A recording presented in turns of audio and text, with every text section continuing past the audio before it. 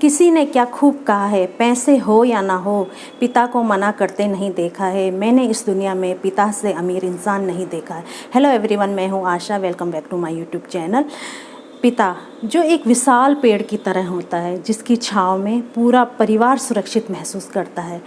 पिता जो अपने जीवन भर की पूंजी जमा करके अपने बच्चों पे हंसते हंसते खर्च कर देता है और अपने खर्चों में कमी कर लेता है, लेकिन अपने परिवार की ज़रूरतें पूरी करता रहता है।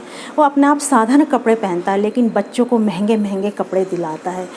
पिता जो हमेशा ये चाहता है कि उसका जो बच्चे हैं उनसे हमेशा आगे बढ़ते रहे, उससे भी एक कदम आगे बढ़े और कामयाब होते रहें।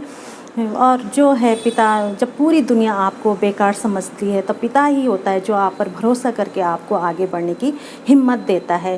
पिता जो बिल्कुल मुलायम होते हैं, देखने में बिल्कुल कठोर होते हैं, एक नारियल की तरह दिखते हैं, लेकिन अंदर से उनका दिल बहुत ही मुलायम होता है। पिता जो हमेशा बच्चों की भलाई के लिए गुस्सा भी करते हैं, तो वो अपनापन होता है, उसको बुरा नहीं मानना चाहिए। जो पिता होता है अपनी जो पूरी ज़िंदगी है वो बच्चों पे यूं ही खर्च कर देता है, अपने लिए कुछ नहीं करता, लेकिन बच्चों के लिए वो सब कुछ त्याग देता है। लेकिन एक कड़वा सच है, और बच्चा बड़े होकर यह सवाल पूछता है कि आपने मेरे लिए किया ही क्या है। पिता जो जिसके ना होने का एहसास हमेशा रहता है और होने का एहसास कभी नहीं लगता। एक पिता ही होता है जो अपने बच्चों को हमेशा आगे बढ़ते हुए देखना चाहता है। बच्चा जब घर से बाहर जाता है तो माँ सोचती है कि आज मेरे बच्चे ने क्या खाएगा, या क्या कैसे रहेगा, या पूरे दिन क्या खाएगा। लेकिन एक पिता होता है जो सोचता है कि मेरा बच्चा पूरी ज़िंदगी क्या खाएगा। और इसी में मैं आपको एक छोटी सी कहानी सुनाती हूँ। एक बेटा और पिता की कहानी है। तो एक बार एक बेटा होता है जो अपने पिता से जिद करता है कि मुझे मोबाइल फ़ोन चाहिए। उसके पापा बोलते हैं कि रुक जा बेटा, मैं दिला दूंगा, लेकिन कुछ दिन रुक जा, मैं ज़रूर तुम्हें दिला दूंगा। लेकिन बेटा नहीं मानता है। बेटा अपने जिद पे अड़ा रहता है और अपने पिता से शिकायतें करने लग जाता है कि आप तो हमेशा मेरे लिए मना करते हो, मेरे सभी दोस्तों के पास अच्छी अच्छी चीज़ें हैं, महंगी महंगी चीज़ें हैं, उनके पेरेंट्स उन्हें दिला देते हैं हमेशा, और आपसे जब भी मांगो आप मना ही करते रहते हो। और वो रोने लग जाता है, जिद पकड़ लेता है, और उसके पिता उसे समझाते हैं कि बेटा मैं दिला दूंगा, लेकिन कुछ दिन रुक जा। लेकिन वो नहीं मानता है और अपना बैग उठा के कहता मैं घर छोड़ के जा रहा हूँ। अपना बैग उठाता है और कुछ सामान उसमें रखने लग जाता है। भूल से अपने पापा की डायरी भी रख देता है, और कुछ दूर जाते जाते वो थक जाता है तो बैठ जाता है एक जगह। तो अचानक वो डायरी उठाता है, उसकी नज़र डायरी पड़ती है। वो कहता है अरे पापा की डायरी आ गई, जिसको छूने, उसके पापा हमेशा उस डायरी को छूने के लिए मना करते थे कि कोई उस डायरी को नहीं छुएगा। तो उसकी समझ में आता है कि शायद पापा का इसमें लेन देन, हिसाब, रुपयों का सब लेखा जोखा होगा, तो मैं इसे देखता हूँ क्या इसमें कितने रुपए पापा के पास है।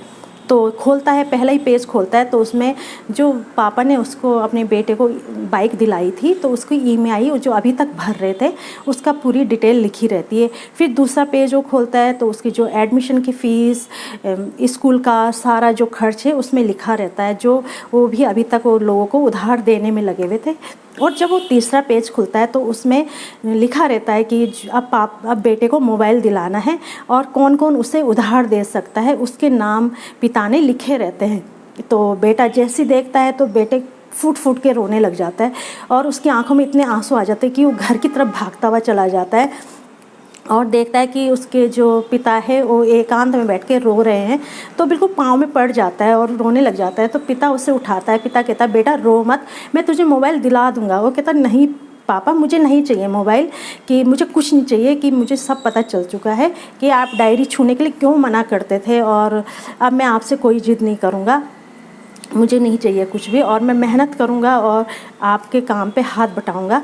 तो यही होता है दोस्तों कि पिता की वैल्यू कोई नहीं समझता, लेकिन जब आप खुद बाद में पिता बनोगे तो उसका एहसास आपको तब होगा कि एक जो पिता होता है पूरी ज़िंदगी सिर्फ बच्चों के लिए ही पूरा जीवन समर्पित कर देता है, और बच्चे इसकी वैल्यू बहुत देर में समझते हैं जब वो शायद इस दुनिया में ना रहें।